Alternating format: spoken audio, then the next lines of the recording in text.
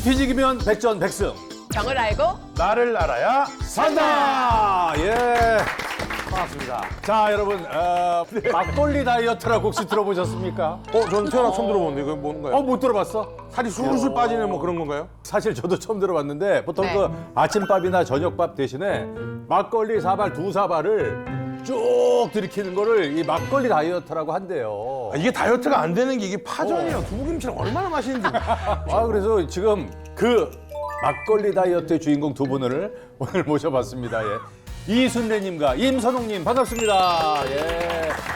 안녕하세요. 예. 술 냄새가 나는 것 같기도 한데요 지금. 근데 딱 봤을 때 두 분 나이 차가 좀 많이 나는 것 같은데 자매세요? 어떤 관계세요? 네, 동료, 조리원 동료. 그렇죠. 조리. 대학교 식당에서 같이 조리원 일을 하고 계신. 조리원 어쩔 수 없이 살이 찔 수밖에 없는 그런 거 아닙니까? 이게 하다 보면 맛을 봐야 되고. 그리고 일하고 나서 막걸리 같이 한 잔? 자, 그럼 거두절미하고 제가 여쭤볼게요. 두 분 막걸리 다이어트를 하고 계신 겁니까? 퇴근하고 가면은 저녁 한 8시쯤 되니까 그때 네. 식사를 못 해요. 아하. 그럼 저녁 아예 안 드시고? 안 먹고, 안 먹고? 막걸리 한 잔. 아. 딱 한 잔. 근데 너무 좋아요. 두부김치라든지 아니, 안 먹어요. 전이라든지 아무것도 안 먹고. 그냥 막걸리만 딱 줘? 저거. 먹을 잔에 다이어트 치고 너무 대꼬리 드시는 거 아니에요? 너무 대병 드시는 것 같은데. 저거 한 통 다 드신다고요? 아니야. 딱 한 병. 아니요, 저게 밑에 있는데 밑에 건 안 먹고 위에 것만 먹어요. 말갛게. 그렇죠. 맑게. 아주 맑게 드시는구나. 네. 근데 몸무게가 또 얼마나 늘었기에 막걸리로 다이어트를 하실 생각하셨어요?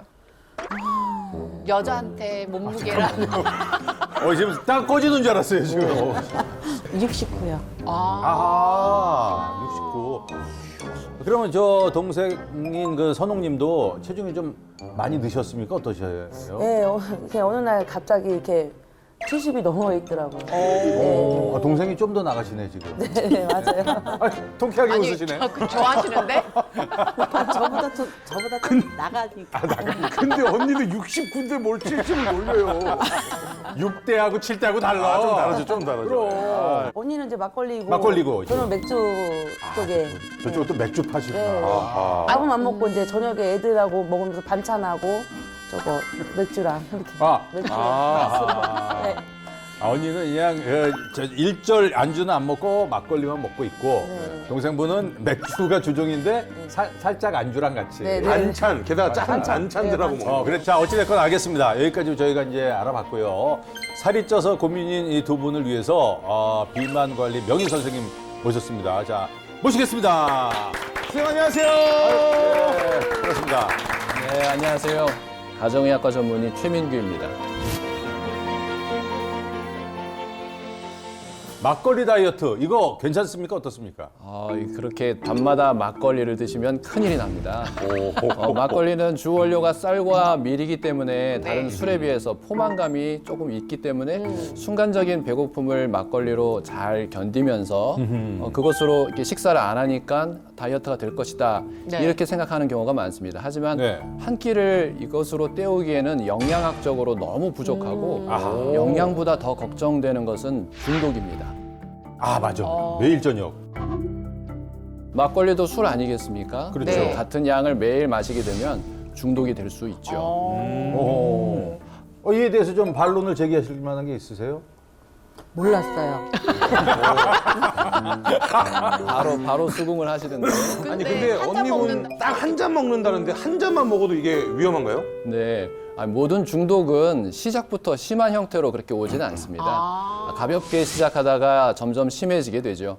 한 잔 막걸리로 잠도 잘 오고 소화도 아주 잘 되고 네. 기분도 좋아졌는데 시간이 지나면 한 잔으로는 그게 안 되거든요. 그렇죠. 한 잔이 두 잔이 되고 두 잔이 반 병 또는 한 병이 되기 마련입니다. 맞아요. 또 막걸리를 마시지 않고서는 잠을 잘 수 없게 되거나 정신적으로나 신체적으로 힘든 상황이 자꾸 올 수가 있습니다. 음주는 체중 관리에 정말 전혀 도움이 되지 않을 뿐만 아니라 하루 한두 잔의 음주도 암 발생의 위험을 높이는 것으로 잘 알려져 있습니다.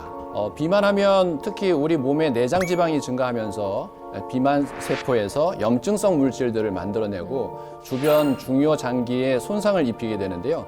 그렇게 되면 고혈압, 당뇨병, 그리고 심혈관 질환을 비롯한 병이 발생하게 되고요. 아하. 결국 질병의 종착역 암까지도 발생할 수가 있습니다. 아, 암이라니까 너무 무섭네, 진짜. 항상 기승전 마지막은 암이에요. 비만하면 잘 걸리는 13가지 암이 있습니다. 13가지. 세계보건기구 WHO 산하 국제암연구소는 비만에 의해 유발될 수 있는 암으로 13개를 발표했는데요. 어허. 대장암, 그리고 직장암, 와, 그리고 저기 있다. 식도 샘암종, 그리고 신장암, 유방암, 자궁내막암, 아이고. 간암, 맞네. 담낭암 등이 이 비만과 거의 밀접한 다네요, 영향이 지금. 있다. 이렇게 알려져 있습니다. 현존하는 암이 다 있네요, 저. 그렇죠. 거의 다 있어요, 진짜. 무섭다. 네, 오늘 출연자 모두 여성분이니까 유방암, 자궁내막암, 난소암과 같은 여성암에 주목하고 싶은데요. 비만하면 이 여성암 발병 확률이 체질량 지수 35 이상으로 비만하게 되면 난소암의 경우에는 1.51배로 늘어나게 되고요. 네. 또 체질량 지수 40 이상으로 비만하게 되면 자궁내막암은 무려 6.25배까지 증가한다고 오, 야. 알려져 있습니다. 약간 무서운데요? 아, 그래서 오늘 준비된 선물도요. 비만 예방 돕는 땡땡땡땡땡이라고 합니다. 본격적인 강의에 앞서서 어머님 두 분께 현재 키와 몸무게, 허리둘레를 여쭤보고 체질량 지수, BMI 지수를 한번 계산해 봤습니다. 예를 들어서 체질량 지수 25 이렇게 되면은 25% 정도가 지방으로 우리 몸이 채워져 있다. 아하. 이렇게 보통 이해를 하게 되고 서양에서는 30 이상이 비만으로 되어 있는데요. 아, 그 정도만 알면 되겠네, 일단. 예. 두 분 체질량 지수, BMI 지수 결과를 보시면요. 네. 이술래님의 BMI 지수는 28.72에 허리둘레는 104cm, 또 임선홍님은 BMI 지수 29.3에 허리둘레 107cm였습니다. 네. 두 분 모두 고도 비만 직전에 좀 계신 그런 상태고요. 이렇게 허리둘레가 많이 이렇게 늘어나 있는 상태입니다.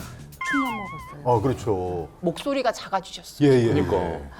좀 줄여야 될 것 같아요. 그렇죠. 힘내세요. 저는 고도 비만입니다. 아니 너무 아, 좋은 동생 하나 있잖아요. 그래요. 그 동생이 저 보면서 힘내세요. 저는 배가 너무 나와가지고요. 그게 좀 걱정이 돼요. 아하, 네, 그렇습니다. 사실은 비만에 있어서 이렇게 체중보다 허리둘레가 굉장히 중요하거든요. 체중이 증가하는 것도 문제지만 네. 내장 지방을 반영하는 허리둘레를 잘 체크를 해야 되는데요. 첫 번째 퀴즈를 한번 드리겠습니다. 좋습니다. 좋다. 네, 네. 알아야 산다. 첫 번째 퀴즈. 허리둘레가 남자 90cm, 여자 85cm를 기준으로 5cm 증가할 때마다 이 위험률이 10% 증가합니다. 이것은 무엇일까요? 1번 고혈압, 2번 당뇨병, 3번 위암, 4번 사망. 이게 모든 병에 여기에 근원이야. 근원인 걸 갖다 딱 쓰면 될 것 같아요. 근원인 걸로. 네. 아니지. 저는 뭐 그 근원이 결국에 마지막 종착역은 뭐예요? 너 그러다가 죽어. 자, 한번 보죠, 그럼요. 다 쓴 답을 보겠습니다. 다 틀리네요. 당뇨병을 다 많이 틀리네요. 적으셨네. 오호. 저는 만병 근원은 고혈압부터 시작이거든요. 아하. 당뇨병이 다 거기서부터 오는 거고. 근데 또 당뇨는 또 합병증이 또 많으니까. 아하. 그러니까 그 두 분 얘기 합치면 뭐예요? 결국 사망이라니까요. 에이, 너무 극단적이다, 시작부터. 거기까지는 가고 싶지 않아요. 나는 아까 미리 하이파이브 합시다. 아니, 둘이 답이 틀린데 왜 하이파이브를 하는 거예요? 아니 근데 미리. 1, 2번이야. 1번이 아니면 2번이야. 오케이. 자, 정답 보겠습니다. 정답은 4번 사망. 어머, 4번이요? 4번이요? 어머, 충격인데. 정말 10%나 증가한다고요? 네네. 아니 근데 정말로 10%가 사망? 사망이에요? 허리둘레가 늘어나면 늘어날수록 사망률은 10%씩 올라가는 것으로 어떤 보고에 따르면 나와 있습니다. 사망 확률이 10% 올라간다는 굉장한 거예요. 이거. 그러니까요. 자, 두 너무 분 허리둘레가 100cm가 넘으셨죠? 여러분들 오래 사시려면 이제부터는 이제 허리둘레를 줄이시는데 오. 집중을 하셔야 됩니다. 이순래님은 약을 좀 드시고 계신다고 들었는데 어떤 약을 드시고 계시죠? 혈압약하고 당뇨요. 네. 혈당 수치가 얼마인지 혹시 알 수 있을까요? 그거는 혈당과 당화혈색소 수치. 공복은 144요. 공복 혈당이 144고 거네. 당화혈색소가 7.8이요. 7.8 높다. 나오신다고 합니다. 공복혈당 144는 뭐 흔히 나올 수 있는 그런 수치라고 보이는데 예. 당화혈색소 수치는 7.8인 것은 조금 많이 높습니다. 당화혈색소는 공복혈당과는 좀 달리 10주 내지 12주 정도의 혈당 관리 수준을 그 수치로 보여주는 것이거든요. 네. 당화혈색소 기준 수치를 6.5로 보고 있습니다. 근데 거기에서 조금 많이 멀어져 있는 7.9니까 지금 예. 당뇨 관리가 잘 되고 있지 않다 이렇게 볼 수 있죠. 이렇게 당뇨 관리가 제대로 되지 않으면 이렇게 당뇨병성 망막병증이나 신장, 콩팥 질환이나 심혈관 질환, 뇌혈관 질환 등 고혈압과 당뇨병의 합병증이 일찍 찾아올 수가 있습니다. 무섭다. 저 의사 선생님은 가면 뭐라고 그러세요? 살 빼라고. 저 오늘 화가 많이 나셨어요. 그게 아니라 선생님 얘기 듣고선 좀 심각해지셨네 진짜. 예. 아니 안 그래도 선생님한테 저 담당 선생님한테 혼도 나시고 그러실 것도 같아요. 운동해야 되는데 왜 운동 안 하고 왔냐? 어허. 예, 알았어요. 저 걷기 운동 할게요. 이러고서는 문 열고 나가면 잊어먹어요. 아하. 살을 빼야 당 수치가 조절이 되고요. 당뇨병 관리가 제대로 될 수 있습니다. 지금부터 체중 관리를 안 하시면 드셔야 할 약들이 자꾸 늘어나게 되고요. 약 용량도 차차차차 늘어날 수밖에 없습니다. 지금 현재 66세 연세가 네. 그렇게 되시죠? 네. 100세 시대에 66세시면 이제 한창이신 나이인데요. 그렇죠. 이렇게 비만하시면 백내장, 뭐 시신경, 귀에 청각신경 이쪽으로 계속 문제가 더 빨리 올 수가 있겠고요. 비만하지 않은 분들보다는 이런 부분들이 더 빨리 나빠질 수가 있습니다. 아 잠깐만요. 근데 비만하면 귀 청각신경도 안 좋아져요. 이거 저 잘 몰랐습니다. 네, 비만은 비만 세포에서 다양한 산화 스트레스와 염증 물질들을 계속 만들어내기 때문에 네. 전신에 걸쳐 있는 혈관과 또 신경의 노화 속도가 아주 빨라지게 만듭니다. 특히 귀로 가는 뇌이동맥 혈관이 좁아지게 되거나 청각을 담당하는 뇌세포에 산소와 영양을 공급하는 미세혈관이 좁아지는 경우엔 청각세포와 뇌세포에 상대적인 저산소증이 계속 발생하게 되고요. 그래서 만성적으로 손상이 유발될 수 있기 때문에 비만한 사람이 그렇지 않은 사람보다 더 빨리 청력이 소실될 수 있는 거죠. 청각신경도 청각신경이겠지만 제일 걱정되는 부분은 사실은 혈관 합병증입니다. 혈관 합병증 또 처음 들어보는데. 네, 신경도 우리 온몸에 다 분포가 되어 있지만 우리 온몸에 작은 미세혈관부터 큰 혈관까지 혈관이 쫙 퍼져 있죠. 그렇죠. 모두 당뇨병에 의해서 차차차차 나빠지게 됩니다. 특히 심장혈관과 같은 큰 혈관이 막히거나 좁아지게 되면 협심증과 심근경색증이 나타날 수가 있는데요. 여성의 경우에는 당뇨병이 있고 혈관 관리가 제대로 되지 않는 경우에는 1.68배까지 높아지게 되고요. 심뇌혈관 질환 사망 위험은 1.61배 정도까지 올라간다고 보시면 되겠습니다. 선생님 저는요 다행인 게 나이가 아직 어려서인지 고혈압하고 당뇨는 없거든요. 네. 다행입니다. 다행이네요. 그건. 과연 그래도 안심해도 될까 모르겠습니다. 아직 조금 더 젊으시기 때문에 그런 질환이 안 나타났을 수도 있고요. 가족력이 혹시 있으신가요? 가족력 당뇨나 고혈압, 고지혈증에 대한. 암이 있어요? 암 쪽에 아, 그러세요? 비만하게 되면 이렇게 암 발생률이 한 1.3배 정도, 또 관상동맥 질환은 2배 정도, 담석은 3배 정도, 그리고 고혈압은 한 4배 정도까지 계속 높아지게 되니까 잘 관리를 해야 될 것 같습니다. 지금부터 관리 잘 하시면 네. 되죠. 네. 예. 두 번째 퀴즈를 드려야 할 것 같은데요. 네, 좋습니다. 네. 비만하면 당뇨병 발생 위험 최대 몇 배나 높아질까요? 비만 이거 당뇨병. 어렵다. 그건 뭐 뗄래야 뗄 수 없는 건데, 야 이거를 숫자로 몇 배까지. 암 발생률은 1.3배밖에 안 되는데 당뇨 발생 위험은 복부가 비만하게 되면 요 안에서 내장 지방이 생기게 되고 그리고 간 주변에도 또 췌장 주변에도 계속 지방이 쌓이게 되는데요. 네. 이때 발생하는 것이 인슐린 저항성이라는 것이 나타납니다. 이렇게 되면은 그때부터 자꾸 우리 췌장에서 인슐린이라는 호르몬이 계속 분비가 되면서 혈당을 관리하게 되는데 너무 힘들어지는 거죠. 평소에 쓰던 인슐린 용량보다 더 많은 인슐린이 몸에서 분비되어야 하고요. 그렇게 되면은 췌장이 빨리 힘들어집니다. 선생님 이거 조사하신 죄송한데 조사하신 기관이 어디라고요? 대한비만학회. 비만학회. 네. 여기 계신 분들이 좀 딱 떨어지는 거 좋아하십니까? 부지부지하신 분들이 좀. 들의 성향하고는 상관이 없습니다. 오케이. 그래요. 자, 저희들 적은 답 보겠습니다. 네, 오. 100배, 95배, 20배, 10배. 영재 동생 아우 90배. 다들 통이 크세요. 네, 겁을 많이 먹으신 것 같긴 하네요. 아니, 정답이 어떻게 됩니까? 정답은 13배. 13배. 박수 치시네. 그럼 10배네. 10배가 제일 근사치. 좋은 거지. 네. 저는 저기 근사치잖아요. 아, 그래요? 맞아요. 네, 13배면 엄청 높은 거 아닙니까? 맞습니다. 13배면 엄청 높은 거죠.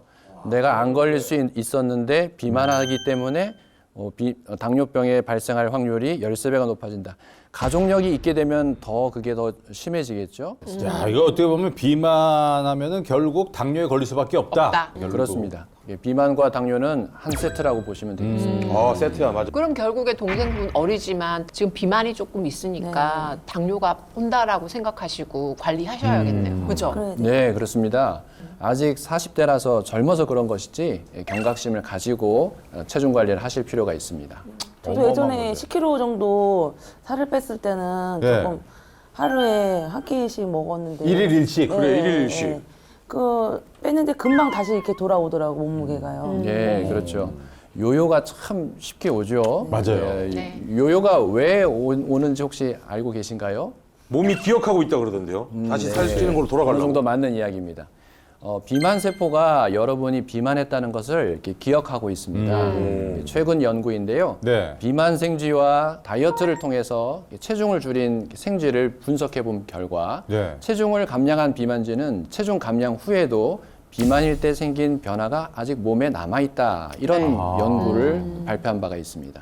이러한 비만 기억을 가진 생쥐는 체중이 빠르게 증가하는 경향도 있다고 하고 있습니다.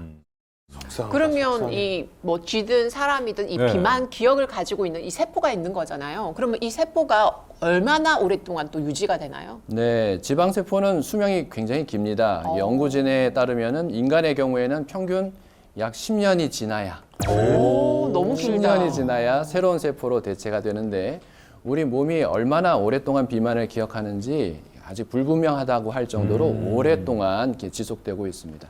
요요라는 것이 원래 다이어트 전의 체중으로 돌아가는 것을 의미하지만 똑같이 같은 체중으로 돌아간다 할지라도 이전의 몸으로 그대로 돌아가는 것만은 아닙니다. 아까 그 원푸드 다이어트를 한다든지 네. 소식을 이렇게 절식을 아예 뭐 한 끼만 먹는다, 아예 안 먹는다 이런 식으로 해가지고 다이어트를 아주 극단적으로 하게 되는 경우엔 체중이 빠질 때는 잘 빠지는 것 같죠. 하지만 빠질 때 근육과 지방이 함께 빠지면서도 근육이 더 빨리, 맞아요. 더 많이 이렇게 빠지게 됩니다.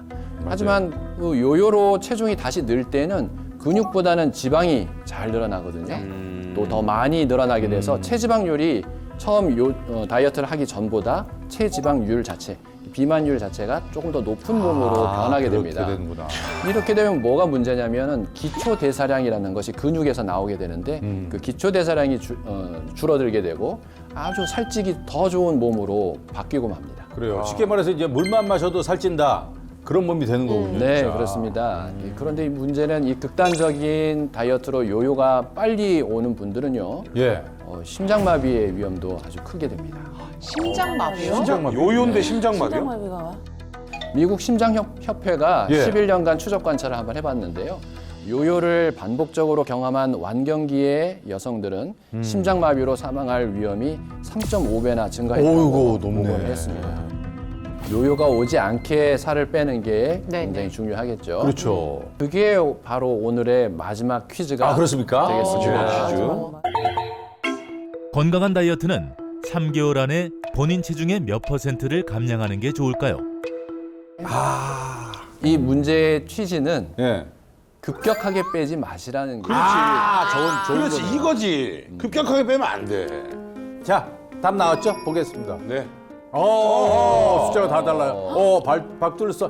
여기 우리 아니, 박남배가 똑같이 5% 썼네. 임선옥 씨 30%라고 썼어요. 프로요? 죽어. 그러면 돌아가시겠는데. 이거 죽어요? 잘못하면? 아, 30%는 죽지요. 죽지. 아니야, 큰일 나. 맞아요? 여기에 정답이 있습니다. 아, 있습니까? 네, 정확하게 맞추신 게 오. 있습니다. 정답 뭡니까? 정답은 5%. 아하! 5%. 오, 우리 박남매 맞췄네. 아, 맞아요. 와. 체중이 일주일에 0.5kg씩 빼는 게 좋다고 얘기를 해서 한 달에 2kg 정도씩 빠지도록 계획을 세우는 게 가장 바람직하긴 합니다. 네. 특히 이순례 어머님의 경우에는 현재 체중의 5%인 한 3.5kg만 빼셔도 3개월 안에 이렇게 오. 감량을 하시는 게 건강에 아주 유익합니다. 아니, 할만하지 않아요? 그러면 한 3개월에. 달에 딱 1kg씩 빼면 되는 건데. 그렇죠. 1kg 조금만 더 빼면 되니까. 막걸리를 안 먹겠습니다. 그럼 뭐 드시려고요, 저녁 때? 아예 다른 방법을 찾아봐야죠. 아, 다른 방법을. 예, 네. 그게 좋을 것 같아요. 네. 그렇죠. 이렇게 천천히 체중 감량을 달성하면 이렇게 혈압, 혈당, 콜레스테롤이 모두 조금씩 떨어지게 돼서 여러 혈관 합병증 발생의 위험이 약 20% 정도 낮아질 것으로 예상을 할 수가 있습니다. 저 같은 경우는 그 살이 그렇게 많이 찌지는 않았었는데 폐경이 되고 난 뒤에 55세에 폐경이 됐는데 그러니까 어느 날 보니까 어머 내가 이렇게 돼버린 거예요. 그러니까 이제 걱정이 되는 거지 이 배가 나온 게. 그래서 그걸 선생님한테 물어보고 싶어요. 네, 맞습니다. 그 완경이 되게 되면 우리 몸에 신체 변화가 일어나게 되는데요. 완경되면 더 이상 여성 호르몬이 나오지 않고 조금 감소가 되고 네. 남성 호르몬은 오히려 더 증가되는 그런 형태로 바뀌게 됩니다. 그렇게 되면은 몸의 기초 대사량 자체도 많이 변하게 되는데요. 그러면서 이전에 그 완경되기 이전의 생활 패턴, 그다음 식습관, 운동 습관 그대로를 가지고 가게 되면은 지방의 비율이 점점 늘어나게 되고 근육량은 점점 낮아지게 돼서 결국 혈당도 점점 높아지고 체중이 점점 늘어나게 된다. 이렇게 이해를 하시면 되겠습니다. 저도 사실 완경기 오면서 살이 이렇게 확 찐 거예요. 아, 여성분들은 그게 있네요. 저 한 15kg 쪘어요. 오. 보면 아시잖아요, 여러분. 아유, 우리 몰라요. 여전히 멋있으신데요. 아, 나는 맞아요. 완경도 안 하는데 왜 이렇게 근데 찌는 거야? 완경기가 생각. 아주 중요한 그 시기들이 여성의 경우에는 아까 말씀하셨던 그 폐경, 완경 그 주변 기간이 되겠고 남성의 경우는 한 60대 이 정도 60에서 어떤 분들은 70대 오기도 하시는데 그때 호르몬 변화가 일어나면서 내 몸에 신체 변화들이 하나 둘씩 나타나게 됩니다. 그때는 내 식습관, 내가 먹던 음식도 살짝 바꾸셔야 되고요. 탄수화물은 좀 줄이고 단백질은 조금 높이는 그런 식으로 좀 바꿔야 되고 움직여서 많이 해야 되는 일들이 많이 줄어들게 되거든요. 그러면서 활동량이 많이 줄게 되고 그래서 예전처럼 그대로 식사를 하시면서 그 체중을 유지하기가 점점 어려워지게 되죠. 선생님, 저 요요 없이 좀 건강하게 다이어트 하려면 뭐 어떻게 해야 될지. 왜냐면 우리 최민희 선생님 보니까 굉장히 슬림하세요. 맞아요. 예, 정답을 좀 뭔가 알고 계실 것 같아서요. 네, 뭐 어느 정도는 유전적인 것도 무시할 수는 없고요. 아, 잠깐만요. 갑자기 너무 슬프다. 난 그런 DNA다. 그럼 우리는 뭐 어떻게 해요? 유전적인 것에는 환경적인 것, 우리 생활의 패턴들도 아. 아주 중요합니다. 그렇죠. 우리 생활의 패턴, 지금 두 사례자분의 경우에 보면 네. 그 생활 패턴이 두 분이 비슷하시고 그렇죠. 그다음 음주하시는 것도 비슷하시고 네. 식사나 이런 것들도 비슷하시잖아요. 네. 예, 이런 면에서 이제 약간은 유전적이다라고 말씀을 일단 드린 건데요. 예. 저 같은 경우는 일단 뭐 운동을 열심히 하는 편입니다. 운동으로 특히 테니스를 아주 즐겨해서요. 예. 일주일이면 한 4시간 정도는 조금 격렬하게 테니스를 칩니다. 그리고 체중 변화가 있지 않도록 식습관을 계속 조절하게 되는데요. 지난 일주일간 내가 너무 좀 많이 먹은 것 같다. 네. 그러면서 좀 배가 좀 나오는 것 같다. 이런 생각이 든다면 그 다음 주에는 반드시 운동을 조금 더 격렬하게 한다든지 어허. 식사를 조금 관리를 하는 거죠.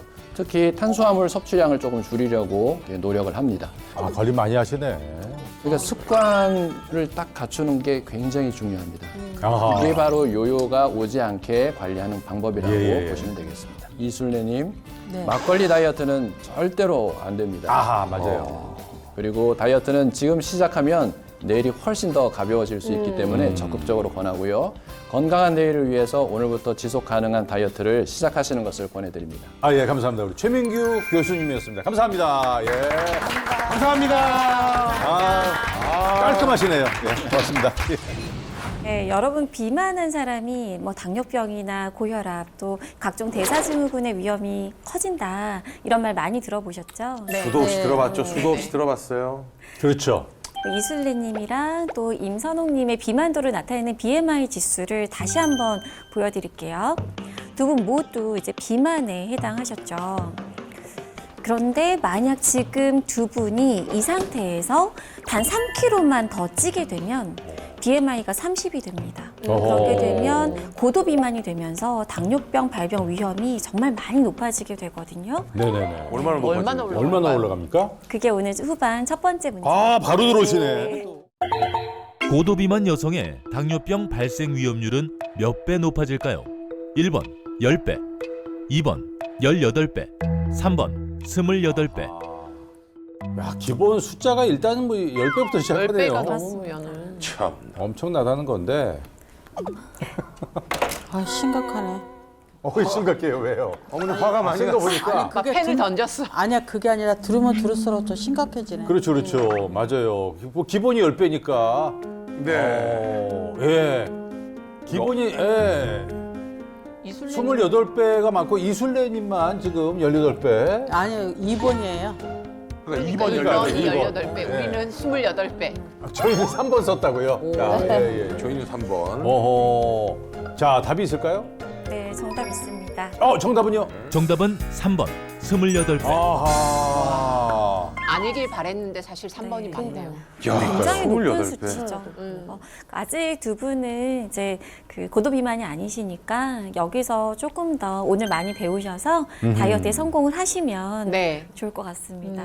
선생님 근데 저 28배까지나 이렇게 올라가는 그 이유가 뭡니까? 너무 무서운데요. 네, 그게 바로 지방세포 때문입니다. 지방세포. 네. 지방세포의 크기가 큰 사람은 네. 보시는 것처럼 뭐 면역 또 염증과 관련된 유전자들이 더 많이 발현되고요. 네. 특히 뭐 염증, 인슐린 저항성, 또 콜레스테롤 대사에 영향을 주는 유전자 발현이 무려 약 20배 증가한다는 연구 결과가 있습니다. 아우, 머리 아프다. 머리 아파. 그 실제로 정상 혈당과 또 당뇨병 환자의 지방세포 크기를 비교를 했을 때 지방세포의 크기가 이렇게 달랐습니다. 오, 저렇게 커요? 네, 정상 그룹의 지방세포 크기는 2158 제곱 마이크로미터였고요. 네. 당뇨병 환자의 지방세포 크기는 무려 3622 제곱 마이크로미터였습니다. 당뇨병 환자의 지방세포 크기가 약 1.5배 더 큰 걸 볼 수가 있죠. 그러네요, 진짜. 네. 어허. 아니, 당뇨병이 있으면 지방세포가 그냥 그 자체가 더 커진다는 거네요. 당뇨와 지방세포 크기에 상관성이 있다라는 와. 거죠. 네. 그러면 결국에 이술래님 같은 경우에도 이 살이 찌면서 네. 자연스럽게 지방세포가 커지니까 당뇨병이 또 생기는 거라고 보시면 네, 되겠네요. 맞습니다. 저기 뭐죠? 사진 속에 이제 보이는 동글동글한 노란색이 있잖아요. 네. 그게 네. 바로 지방세포고요. 저기 네. 지방세포. 빨갛게 작게 보이는 거는 지방세포에서 만들어내는 염증. 그 염증을 만들어내는 호르몬입니다. 아. 근데 지방세포가 많은 쪽에 훨씬 더 빨간 점이 보이실 거예요. 네. 많아지네, 네네네. 확실히. 여기서 두 번째 퀴즈 드립니다. 아, 예.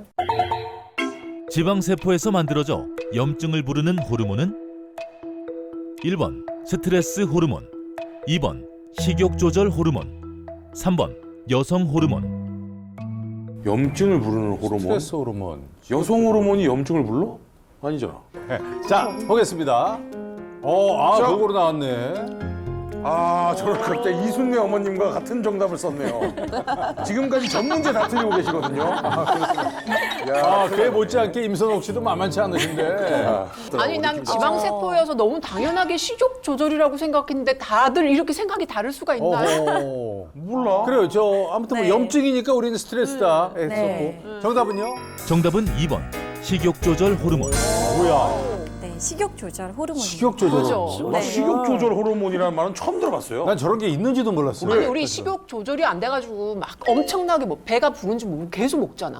살찔 때. 어허. 식욕을 조절해주는 호르몬을요, 우리가 렙틴 호르몬이라고 부릅니다. 아, 그래요. 네. 렙틴 호르몬. 렙틴 호르몬은 어디서 들었다, 맞아. 그러니까 우리가 식욕을 조절해주는 호르몬이면 좋은 호르몬 아닙니까? 이 렙틴 호르몬이 지방세포에서 만들어진다고 했잖아요. 그러니까 지방세포가 많아지고 우리가 이제 살이 찌면은 예.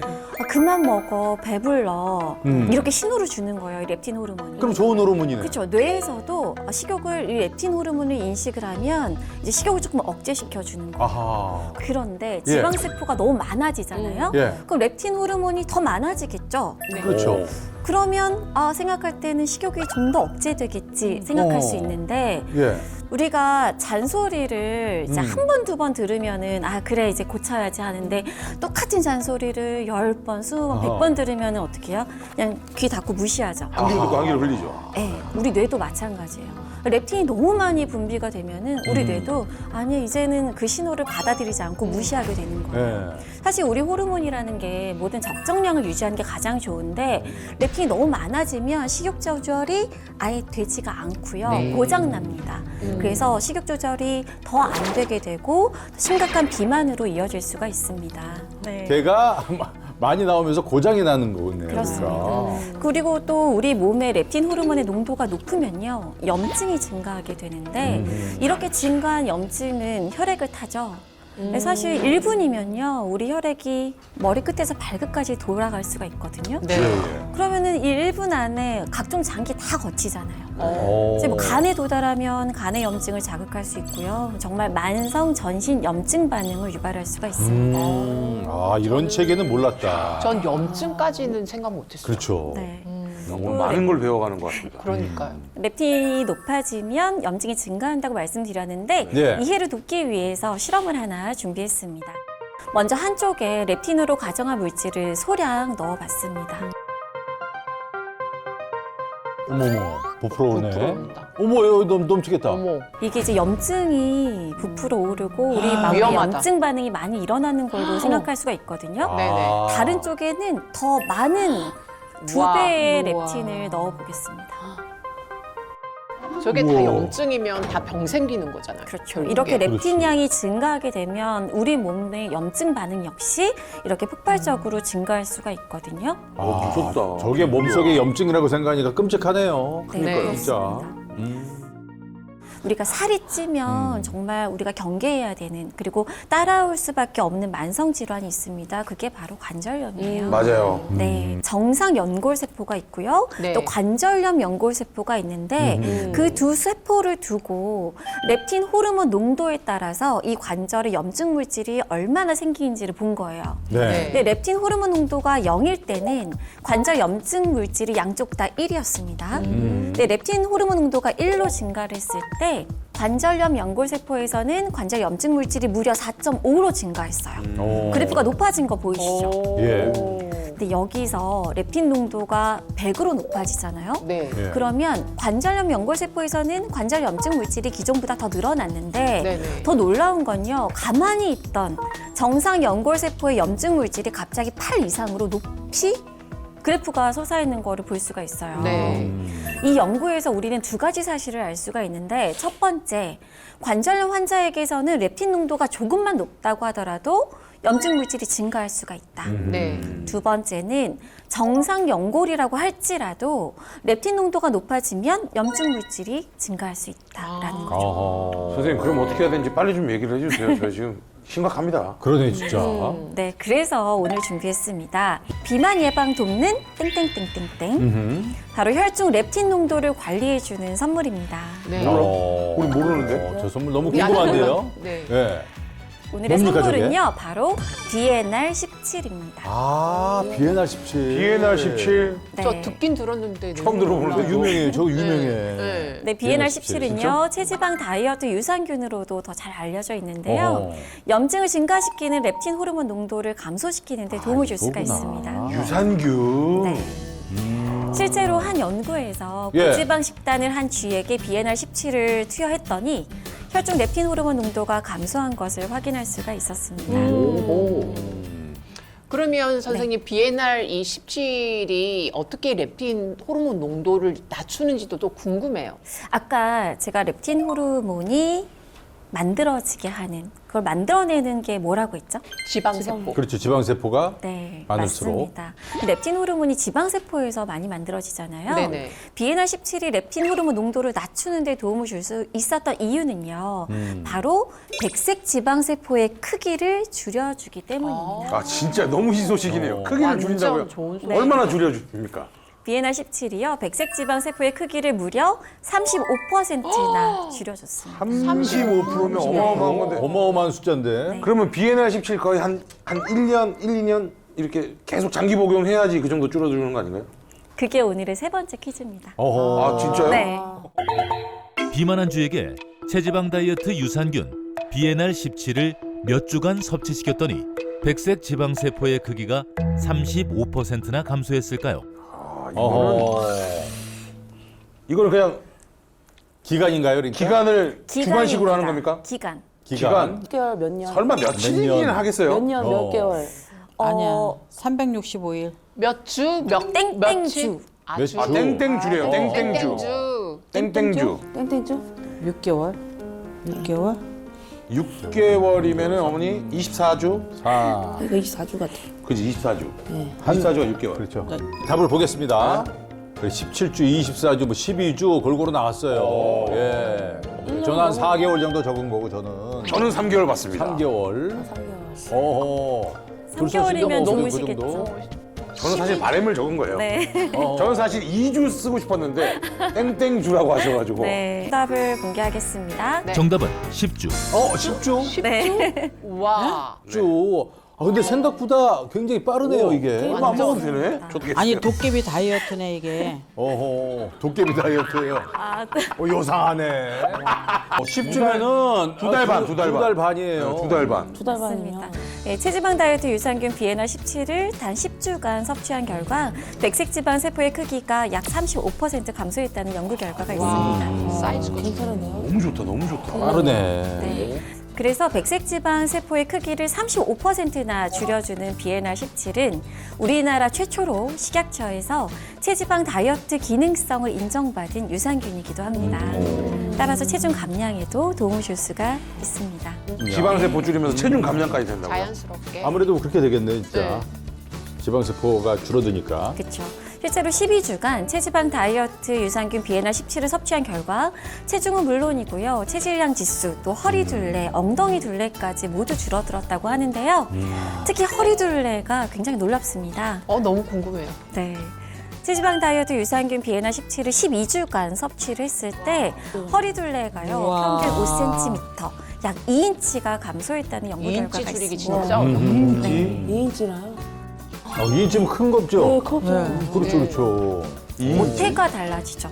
그렇죠, 맞아요. 네. 선생님, 근데 BNR17이 네. 이 허리를 이렇게 줄여주는 네. 이유가 있는 겁니까? 어떻게 해서 이렇게 줄여주는 거죠? 네, BNR17이 허리 둘레 5cm, 약 2인치나 줄여줬다고 말씀드렸는데 그 이유는요, 바로 BNR17을 섭취하면 지방을 활발 태워주는 지방 산화 유전자가 약 2배로 늘어나기 때문이에요.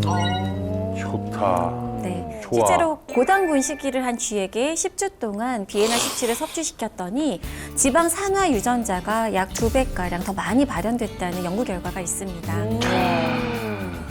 우리 이순례님은 당뇨로 조금 고민이 많으시고 또 이제 임선옥님은 아직은 아니지만 지금 체질량 지수가 좀 높다 보니까 당뇨병 위험이 좀 크잖아요. 네, 이게 당뇨병으로 이제 고혈당 상태가 되면요, 우리가 이것에도 영향을 줄 수가 있습니다. 어떤 거죠, 그게? 어떤 네, 걸까요? 사진을 준비했는데요. 저 뭐야?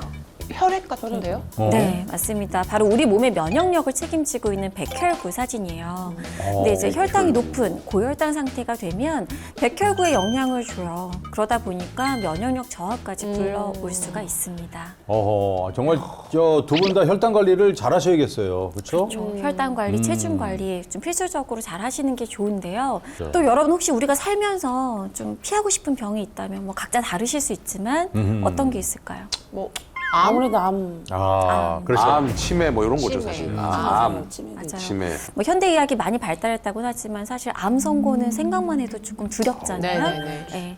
근데 문제는요, 체중이 증가하면 암 발생 위험률이 약 11%나 증가한다고 합니다. 체중이 얼마나 늘면 11%가 늘어난다는 거죠? 그게 오늘의 마지막 퀴즈입니다. 마지막.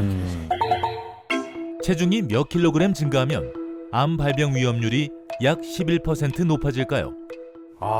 야, 이게 또 숫자가 애매하네. 약 11% 높아진다. 그러면 11%가 높아진다. 네. 암 발병 위험률이 10%, 11% 높아지면 꽤 높아진 거거든요. 많이 높아지죠. 이건 정말 잘 모르겠어요, 진짜. 네. 네, 주관식인데 그럽니까? 정확한 정답이 있습니다. 정확한 정답이 네. 있어요? 정답은요? 정답은 5kg. 이럴 수가. 느낌상. 맞췄어요. 5kg이 증가할 때 그 모든 암의 발생 위험률이 약 11%나 높아진다고 합니다. 그렇기 때문에 체중 관리를 꼭 하시는 게 필요하겠죠. 그러네요. 후반에 다 틀리시네. 아니, 너무 많이 쌓으신 거 아니에요? 전반전도 다 틀리셨어요. 막걸리 확 땡기세요? 틀리실 만한 게 많이 모르시네요. 네? 아니, 전혀 다이어트에 대해서 신경 많이 안 쓰셨죠? 운동도 안 해보고 다이어트 생각도 안 해봤는데 네. 다이어트 해야 되겠다는 생각 한 2, 3년밖에 안 됐어요. 그래서 시작한 게 막걸리 다이어트인데 그것도 잘못된 것 같다 하니까 오늘 아주 충격에 많이 빠지셨어요. 오늘 충격 너무 많이 받았어요. 어허. 막걸리도 좋아하시지만 혹시 이 두 분은 뭐 밥, 빵, 면, 밀가루 이런 탄수화물 좋아하세요? 탄수화물 좋아하세요? 저는 별로 안 탄수화물 좋아해요. 쪽은 아니고. 네. 진짜? 탄수화물 두 분 다 되게 좋아하실 것 정말요? 같은데. 탄수화물 쪽은 아니에요. 라면 끓여가지고 마지막에 밥 말아 먹는 거 안 좋아하세요? 안 좋아해. 아니, 안 좋아해. 막걸리랑 맥주 탄수화물 아니에요? 이 보니까 맥주 두 보리로 분이 만들려고. 알고 있는 게 없으시네. 맞아요. 전혀 생각을 안 안 해봤어요. 해봤죠. 근데 이게 네. 해야 되겠다 생각하는 거 한 2, 3년? 그래서 막걸리를 먹기 시작했어요. 잠깐만요. 막걸리도 탄수화물 아니야? 그러니까 두 분 조리사 하시고 조리원이시잖아요. 그러면 이게 아니요, 전혀 상식이 없었네요. 아니 이럴 때만 발뺌을 하십니까? 그쪽에서 프로시면서 제가 알고 있는데. 근데 아하. 다들 걱정하듯이 사실 살을 빼려면 우리가 탄수화물을 확 줄여야 된다 이런 얘기 하잖아요. 싹 끊는 게 좋다 이런 얘기. 근데 탄수화물이 살로 가는 이유는 네. 바로 장에서 이 탄수화물을 단당류, 즉 포도당으로 분해를 시켜서 이게 우리 몸에 흡수를 시키고 남은 포도당이 또 지방으로 잘 쌓이기가 쉽거든요. 네. 그래서 이제 탄수화물이 살찌는데 주범이다라고 하지만 체지방 다이어트 유산균 비엔나 17을 함께 드셔주면요. 네. 탄수화물이 단당류로 분해되는 걸 확 줄여준다는 연구 결과가 있습니다. 고마운 친구네. 효자네 효자 아주 그냥. 진짜. 네, 동물 실험에서 12주 동안 먹이와 함께 비엔나 17을 섭취시켰더니 대변 속에서 네. 다당류가 무려 5배나 더 높게 나왔어요. 다 빠져나오는 거네요? 그렇죠. 흡수되지 않고. 그러니까 똑같은 탄수화물 먹이를 먹어도 네네. 비엔나 17이 탄수화물이 단당류로 분해되는 걸 억제시켜 주다 보니까 네. 분해되지 않은 채로 대변으로 나온 거죠. 그렇죠. 이야. 저게 몸에 있으면 살찌는 건데 나가 네, 하는 거네요. 맞습니다. 선생님 저는 비엔나 17 무조건 필요한 것 같습니다. 그러니까요. 저도 그렇게 생각합니다. 저한테 제일 필요한 거 맞죠? 네, 그렇습니다. 오케이. 그래서 체지방 다이어트 유산균 비엔나 17을요 네. 직접 드려볼 테니까 한번 드셔보시고 또 꾸준히 드시면서 효과를 좀 체험해 보시면 좋을 것 같아요. 선생님 지금 주신 거 요거 비엔나 17. 네. 둘선이는 안 먹어도 되잖아. 그거 나 줘요. 아니, 먹어야지, 나도. 욕심꾸러기. 아니, 평생 다이어트 해야지. 야 박남매, 얘 일로 몰아줘봐라. 나 좀 살짝. 나 좀 배출해 보게. 자, 먹어봅시다. 괜찮나요? 어떠세요? 향도 너무 좋아요. 아니, 괜찮아요. 맛있죠? 네. 아니 부담 없이 새콤달콤해. 먹을 수 있을 것 같아요. 너무 좋아요. 오야. 맛있다. 너무 맛있는데? 네. 이 체지방 다이어트 유산균 비엔나 이렇게 17 맛있어? 하루 권장 섭취량은 425에서 900mg입니다. 예. 그래서 장이 좀 약한 분들은요. 네. 복통 설사 증상 너무 많이 드셨을 때 나타날 수 있으니까 한꺼번에 너무 많이 드시지 마시고요. 또 체지방 다이어트 유산균 비엔나17을 선택하실 때 건강기능식품 인정 마크가 있는지 꼭 확인하시고 또 인체 시험 동물 연구를 통해서 그 안전성이 입증됐는지도 따져보시는 게 좋겠습니다. 아, 예, 알겠습니다. 아무거나 막상 이거 먹으면 안 너무 되는구나. 맛있어서 쉽게 하겠네요. 이게 새콤달콤하고 왜 씹을수록 고소한 맛도 약간 느껴지네요. 미숫가루 신기합니다. 오늘 또 이렇게 만병의 근원인 비만에 대해서 잘 알려주신 우리 이승희 약사님 감사합니다. 감사합니다. 예. 감사합니다. 너무 감사합니다. 우리 저 두 분 함께 하셨는데 오늘 어떠셨습니까? 좀 많이 좀 지식도 많이 쌌어요. 네네네. 너무 좋았어요. 막걸리 다이어트 어떻게 하실 거예요? 냉장고에 몇 병 있는데 오늘서부터 안 먹을 거예요. 그거까지 먹고 그래도. 아니야. 야 단호하시네. 저도 저녁에 먹는 맥주를 네. 끊어야겠습니다. 잠깐만요. 지금 약간 주저주저하면서 끊으신 것 같은데. 왜냐면 갖고 왔어요? 아니 줄여보도록 하겠어요. 이거 봐. 왜냐면 냉장고에 몇 캔 있나 계속 생각하시면서 뭔가 대답하시는 박스 느낌. 있어요. 한 박스 있으시네. 맞아요. 무엇보다 진짜 그래서 저희 프로그램 저는 그래요. 제목 잘 정했다는 게 알아야 산다. 보기만 해도 이게 진짜 건강해지는 거예요. 그러니까요. 우리가 알아야 살잖아요. 근데 너무 몰랐어요. 그렇죠, 그렇죠. 네. 예. 너무 몰랐어요. 근데 알아도 먹을 때는 또 모르더라고요. 어찌됐건 저 두 분 함께 해주셔서 감사합니다. 건강하십시오. 건강하십시오. 자, 저희는 다음 주에도 또 알짜배기 내용으로 또 찾아뵙도록 하겠습니다. 지피지기면 백전백승 알아야 산다. 감사합니다. 감사합니다. 이거 먹고 살 빠졌으면 좋겠다.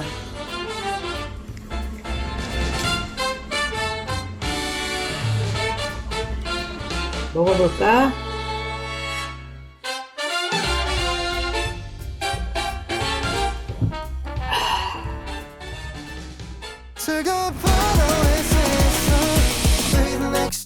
Channel A